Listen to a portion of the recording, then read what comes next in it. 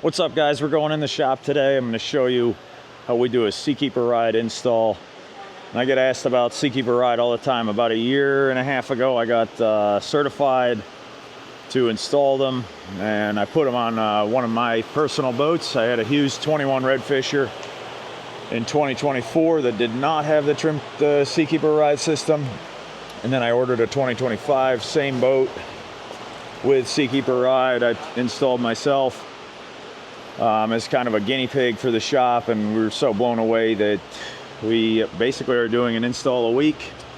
And here we've got a 25 Gamefish. This is the first 25 Gamefish that we put the Seakeeper ride on. This is kind of cool. Today we're using the 3D printed pockets that we're putting in here. We're removing the factory actuators right now, and Nick has these assembled 3D printed plastic. He's got them all glued up with Sci-Grip.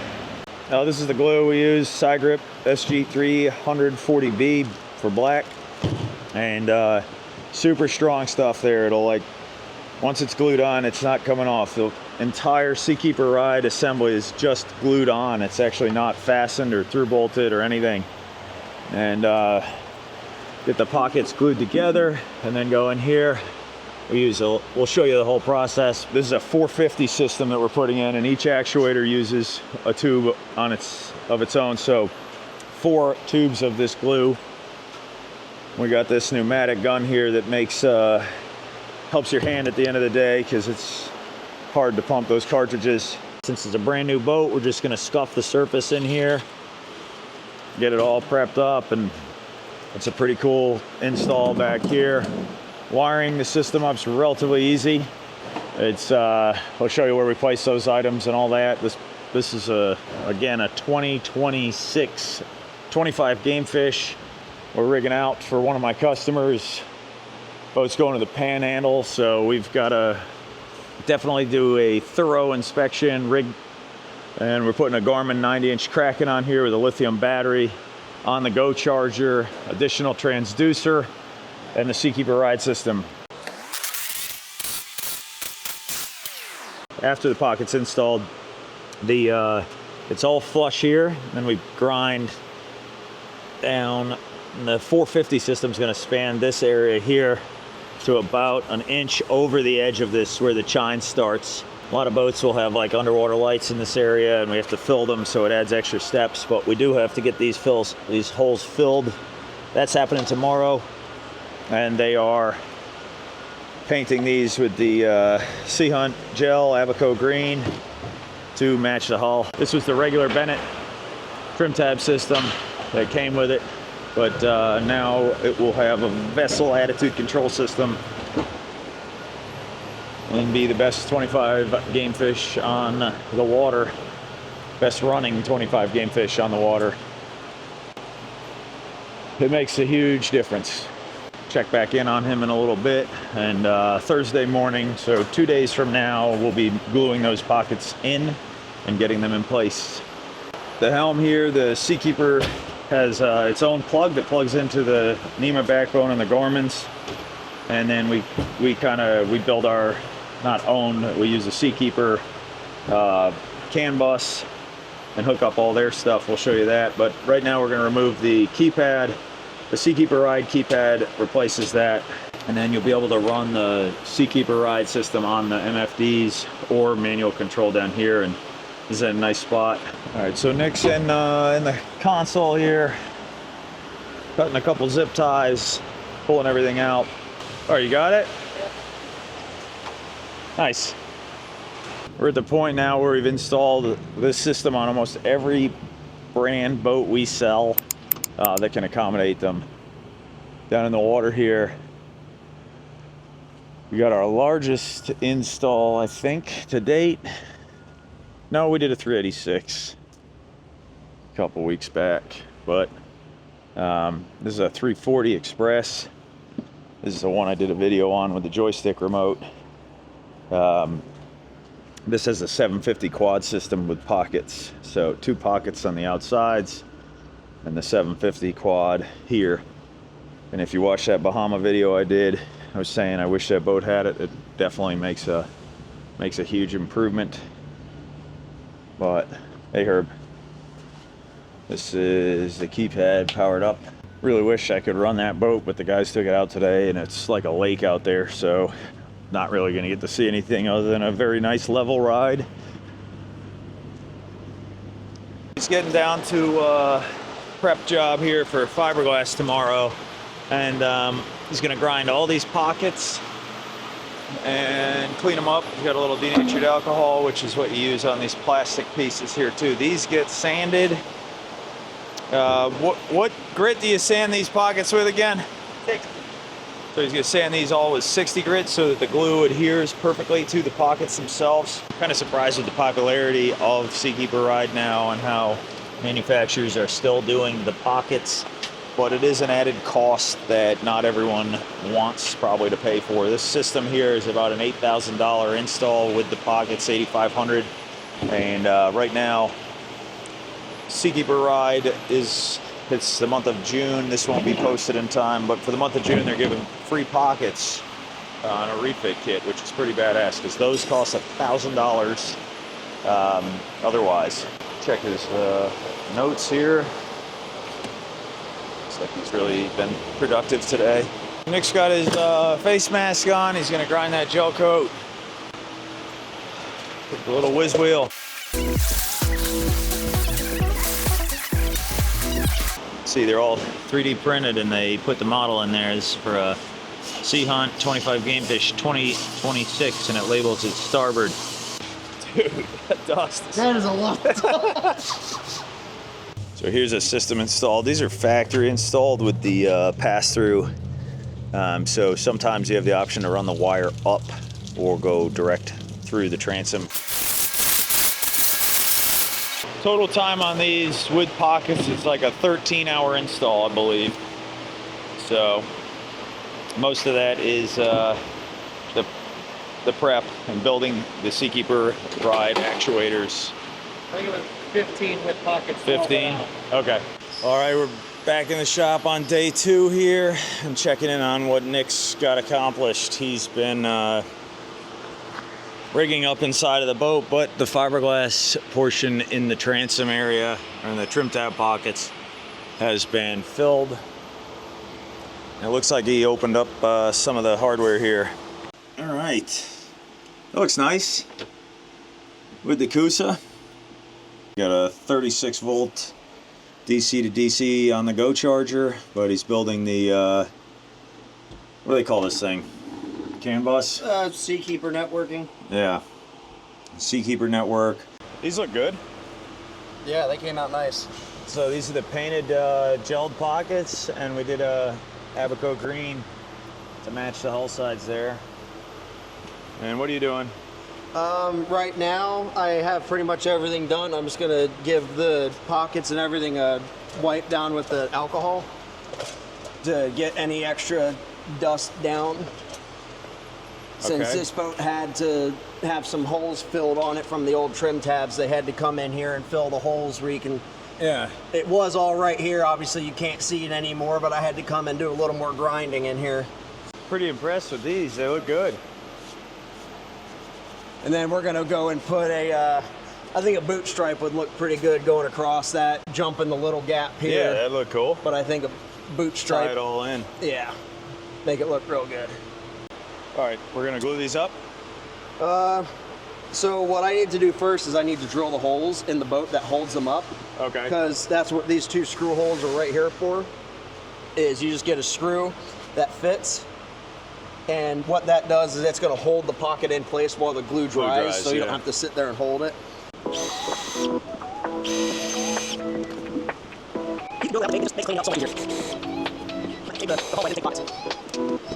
All right, Nick's taping this first one up. I got that drilled out. I can mock that up next. Then in here, he's got this taped and taped underneath just to make the cleanup a little better, because this glue's easy to clean up, but it takes a long time to make it look good. I'm gonna start the gluing. This is a pretty awesome little gun. It's almost a necessity on these installs, but when we first started doing them, we were doing them with a hand pump one, and it was obnoxious, but you literally have to put this glue everywhere where it makes contact with the hull, and these little tits are guides so that you know for the thickness of the glue.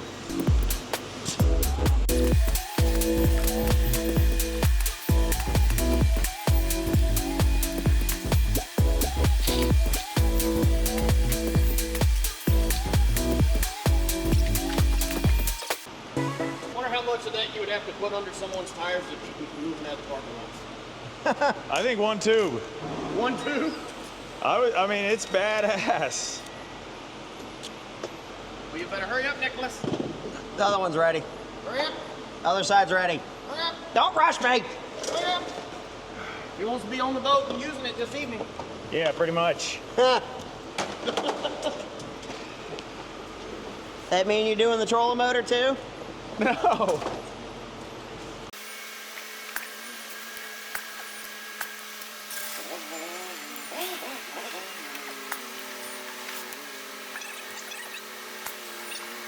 I'll put it in. These things are hard. Once you put glue on them, you're not going to want to touch it a lot. So far we've used 2 tubes of this glue. He's using just a regular putty tool there. So you could use like a wooden tongue depressor or something like that. We'll do the same. Having that flex is nice though. Yeah. Okay, Nick got the tape off. This bottom strip's gonna get covered by the 450 system, but and then we're gonna put a little boot stripe going right across this. It's gonna look pretty damn close to factory, and it looks really good underneath. All right, I gotta get back into the office here, but in the meantime, Nick's going to start assembling the wedge packs. He's gonna show you all that. We'll check back in a few minutes, but we made some good progress in about an hour there. I'm going to take over for Mr. Orion here for a little bit so I can keep moving on this. So what we got next here is we have the pockets. They're all glued. I pretty much let them sit over lunch. That's just long enough for this glue to get strong enough that it's not going to rub. I can rub all over this and it's not going to move anywhere. What we're going to use next is I have this tool from Husky that we use to measure the angle of the transom. Put it on the edge of the transom here, make it flat, and you can either press the hold button or tighten it. I just like to tighten that down, and it says I got a 106.3. Here's how the wedge packs are all going to come. That you got your transom plate, you have the riding surface plate here, and here's all the different wedges, riding all the way from 3 degree up to 5 degree, and I believe they give you 3 of each. I don't do any of this with power tools, so I don't have the chance to strip something out.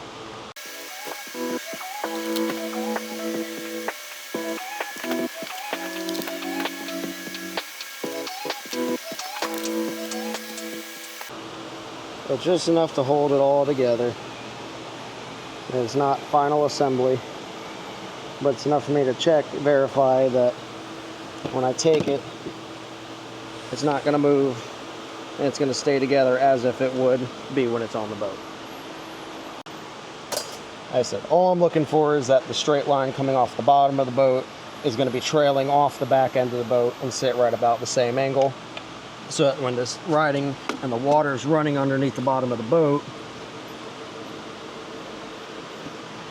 you can see all the water's just going to come and keep on going. It's not going to have any crazy lift to it, or it's not going to be sitting down too low where it's wanting to create drag before the tabs and actuators can do their job.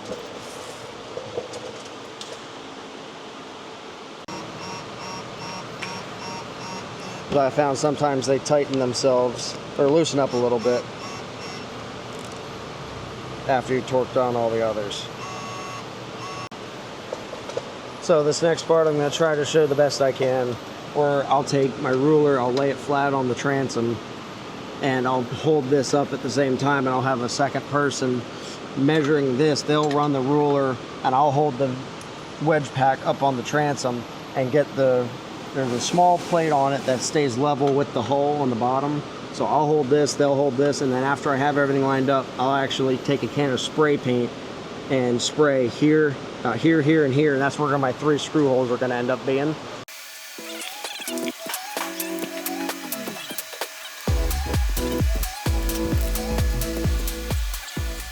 Perfect. Do this other side real quick. All right, Nick put the hangers on there, setting it.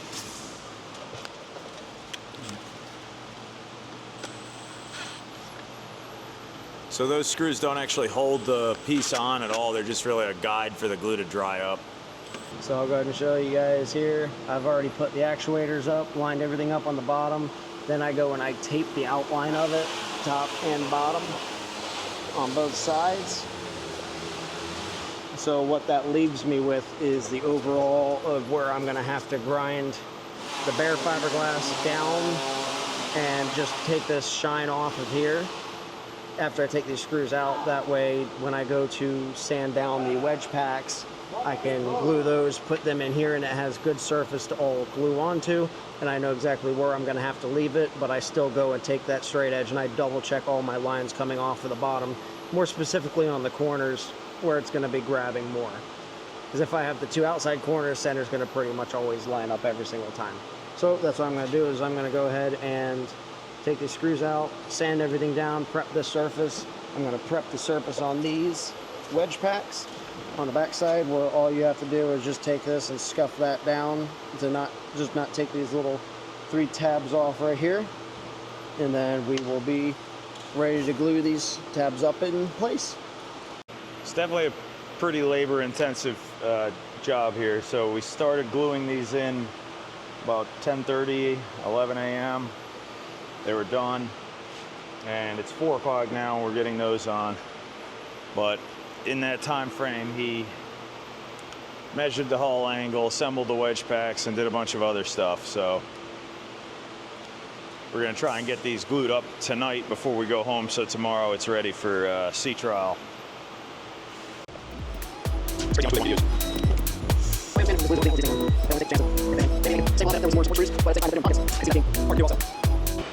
All right, so he's got a ton of glue.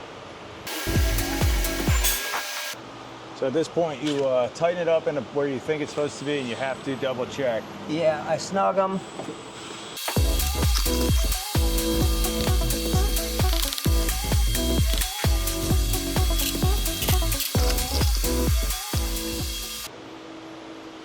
You got probably like 10 good minutes with this glue, and then it starts to get it gives weird. you about 10 minutes or so to really play with it. After 5, it's going to start to not want to play as much. But after about 10 minutes, yeah, you'll have your... You want to be done. All right, doing a little check-in on Nick here to see the progress. So here's a Mike Broseph. This morning he got the starboard side all done, and had to do the exposed cable through this, pass through there, and we ran into a little issue with the ladder, where we noticed it's going to I ended up bolting it back in just for now. Nice. So the ladder's hitting, which is something we've never dealt with, but we're going to build a spacer here for the ladder out of starboard, and then glue it all in. This is the actuator. He's starting to assemble that. Pretty heavy actuator. And then that's yesterday's progress on this side. Let's see, everything's all dried up. We're gonna give it actually one more day before we water test it. Still a little tacky, but everything's lined up sweet. And now this is where it comes, pretty intricate torque specs here that he has digital inch-pound torque meter, torque wrench. And it's in inch pounds, which is pretty light, but it's all stainless steel and inside of plastic. Everything gets Loctited. Yeah, that's key to it. So that's what it looks like before you attach an actual scoop to it. Here, that's the final step.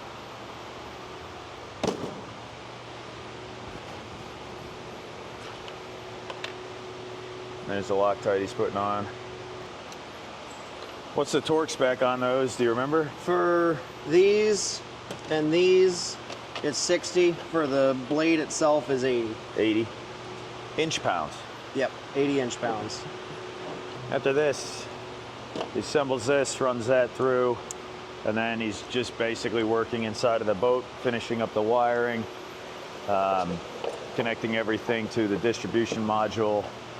These go to a, you have to put all the pins into a,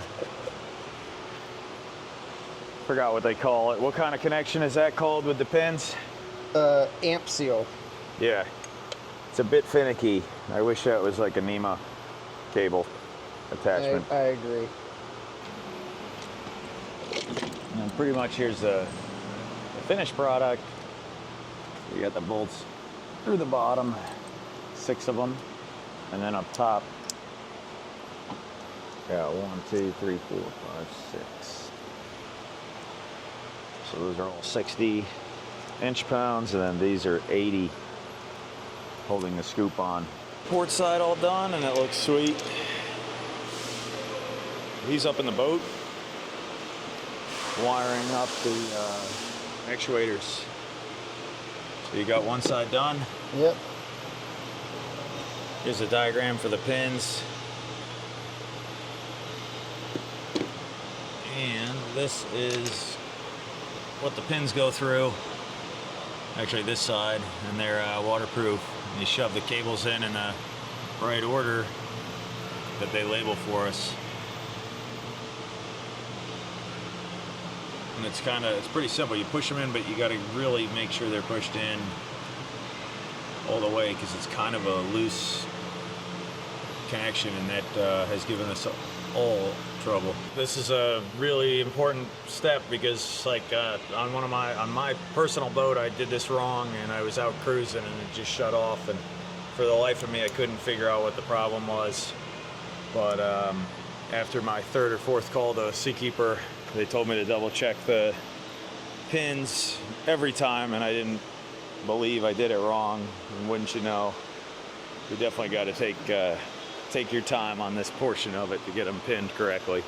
There you go. It's got the Ride logo on this one here. All right. So it's picking up the Ride logo. So check for a second keypad. Since we're single station, we've only got one. Didn't find it. This thing's doing a little dance. Yeah, and that's where I stop right there. All right, so tomorrow we're going to take it to the water, calibrate it, and I'll show you that portion of the install and how the boat performs. That'll probably be the most exciting part. So we'll be back at you tomorrow. Okay, big day. The Sea Hunt 25 Seakeeper install is completed, and we're in the water. Doing a little systems check, but today's focus is mostly on the Seakeeper ride and how the boat's going to perform with it. We got Austin and Nick's going to calibrate. So we're at the dock, and Nick's going to work us through quickly how we calibrate these. We're going to go through the steps and then get you guys out on the water. I say, well, in the meantime, I ran the software update on the Seakeeper ride system as well. On the software module, there's just a little USB plug that you plug into, download the update on a card, and plug it in. It updates itself as long as everything's turned on. Control software, NEMA, GPS, keypad. It's checking for a second keypad like it already did, but we don't have a dual station, so we're good. Next step, calibrating a monohull or a pontoon. That's new with the update. Yeah, because I think I saw that the Barlettas are offering from the factory with them. The most level running boat possible of Tri-Tune. It's interesting. I have a buddy I asked who works at a Barletta dealer, and he hasn't even seen one yet, because I was really curious to see what the ride would be like. Okay, so we're going to keep the boat as level as possible, tied up. Austin's going to stand in the middle, and keep in mind my favorite quote is, any movement on the boat is unacceptable. Yep, perfect. Ready? Hold on, guys! So you sit here and the boat finds the attitude it wants, that you want it to run at, or it's going to run at, so it knows exactly how level the boat is. And that's the step that's happening right now. And then we zero the tabs, or the scoops, on the transom, and we get on the water. Bit of the time-consuming portion where we have to disconnect and reconnect the actuators to the distribution module. So Nick's going to tell me the order he wants, and then we're going to get that going. Okay, so back here you have to make sure the scoop on the controller is level with the seal plate. Let me know when you got 0. Zeroed. All right. So you have to do this on each side, make sure they're both zeroed, and then you make sure they're fully deployed and all the way up. All right, now We're on the boat with them on, starboard side. and then we're going to shut them off. It's quite rough out there today. We got a east-southeast wind, and offshore there's a little bit of a swell, which is nice. So you get to see running into it and a following sea. Prepare for one hell of a ride. Let's go for a boat ride now, finally. It's a pretty long install, but he put a power pole on here, another transducer, a DC to DC on the Go charger for that bad boy with a lithium battery.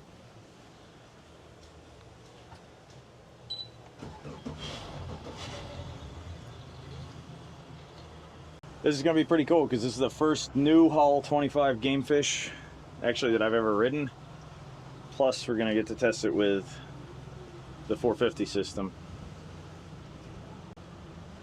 And I would say, I've told a few people this, but this is probably my favorite add-on to any boat other than a trolling motor that you can have. I've owned this on a boat of mine, and I would never own a boat without the Seakeeper ride system on it.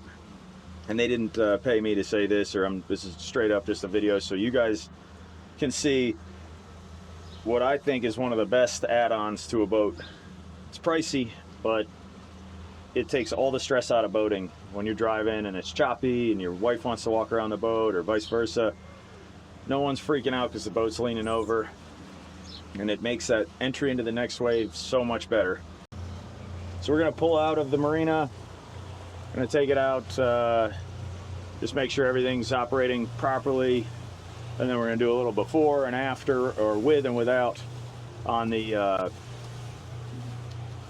drone, so you can see how it's running and how level it is, plus some inside view of the controller on the screen. I'd say the only negative to Seakeeper Ride is it does affect your fuel economy by a tiny bit. So if the boat normally gets 2 miles to the gallon, you'll get 1.9 from my experience. But you also have the trade-off for a much more comfortable ride. Hell yeah. And it's so worth it. Not going to do a full PDI on the boat today. We're just going through the Seakeeper Ride here. I'm going to show you how that operates and the benefits. But if you guys let us know in the comments if you want to see a full PDI on this boat, front to back, and all the accessories on the 25 Gamefish. So as we come up to speed, they start automatically working with the trim command curve, dumping the scoops down to get the boat on plane as fast as possible.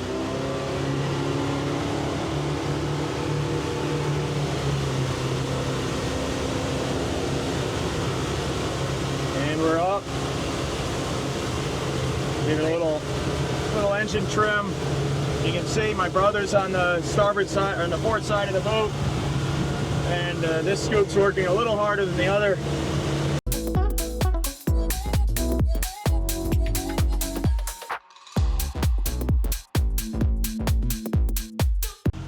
All right, we're gonna put it up on plane right now without the Seakeeper ride system. Seakeeper is off. And we're just gonna put it up, trim the engines down, show you how fast the boat gets up on plane, and how level the boat rides without them.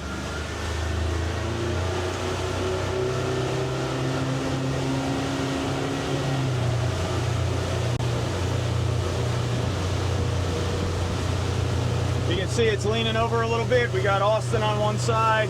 Major yaw. Major yaw, yeah. Now, down here, look at the pad. We're gonna turn these on by pressing the button and lock it in. Instant adjustment. Instantly adjusted.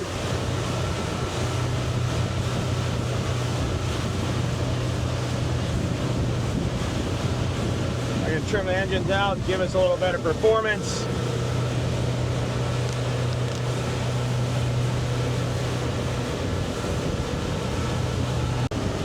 All right, I just shut them off. See how our ride's coming out the pass. We have an outgoing tide right now, so our waves are actually not going to be as drastic as earlier today until we get to the mouth of the pass. But you can see we got a pretty good lean to the port side.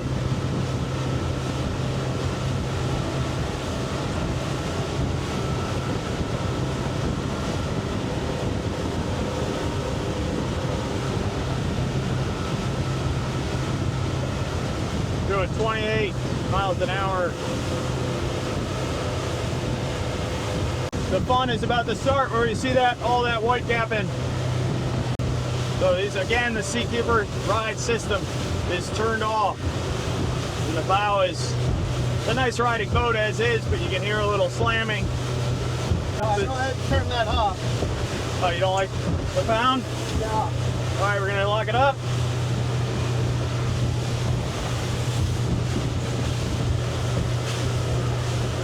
Instantly. A little bit. It's rough. Yeah. Instantly better. Now watch, I'll shut it off. Much louder. Yeah. Now we'll turn it back on.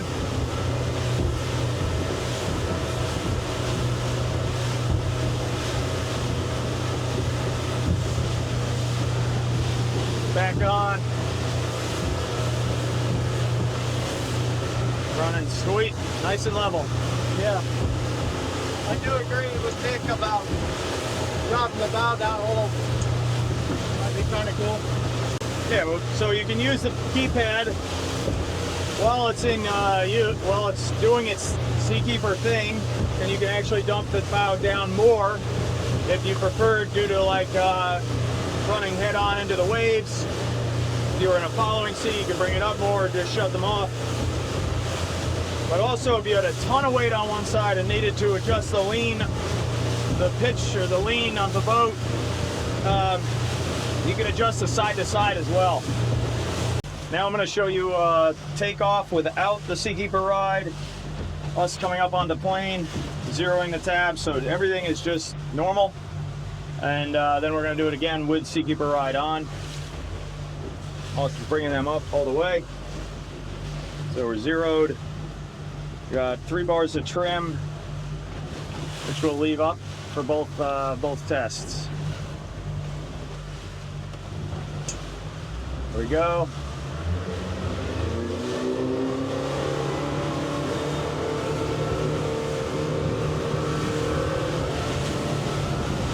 We got up pretty quick. Yeah. Ready? It's already a nice riding boat. Now, but you can see her. I did notice the valve got pretty high. And we have not dialed in the trim command curve at all. From neutral, I'm going to bring it up to 4,200. That's what I did on the last. And basically immediately bring it to 4,200 and then pull it back. So it's an even test. Ready? Steady. Go.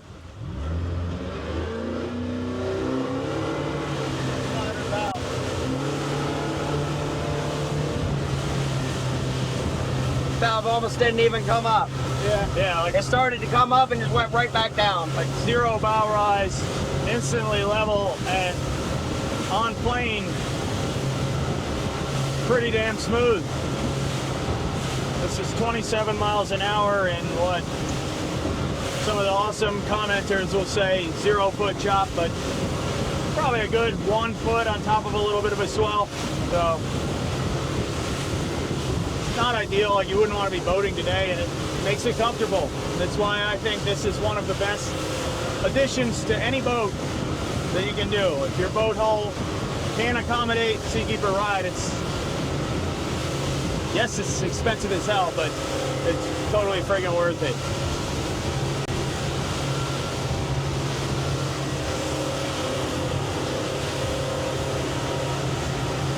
I say it's expensive as hell, but like a trolling motor with a lithium battery is $8,000. Your wife doesn't give a shit about the trolling motor. She cares about how comfortable the ride is. Happy wife, happy life, bro. Yeah, bro. Exactly.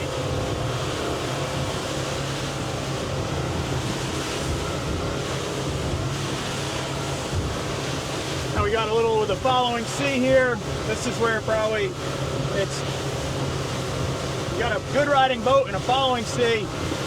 You almost don't need it, because if it's a big following sea, it can actually make it wet because it's trying to push the bow down. So all you have to do is press the S button on the pad. It zeroes them. The boat's gonna run great on its own in a following sea. And then if it's not level, like we're dealing with here, you can level it out. But now it's not actively trying to dive the bow down into the next wave. It's just letting it float over the top, and we're still staying dry. All right, I just put them on. So we put the system on. I'm going to show you, maybe you'll get to see what I mean by sometimes having them on in a following sea isn't the best, but it might not be rough enough for that. We're getting a little bit of spray on the windshield here now, you can see.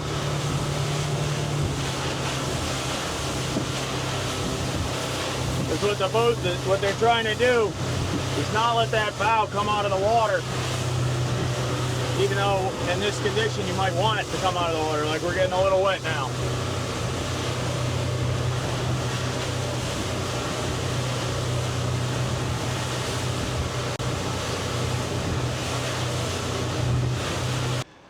Little different video for us this week, but appreciate you guys watching, liking, and subscribing. Shout out Nick for the good work, the beautiful work he did here. And we're going to keep the videos coming. Stay tuned for next week. Peace out.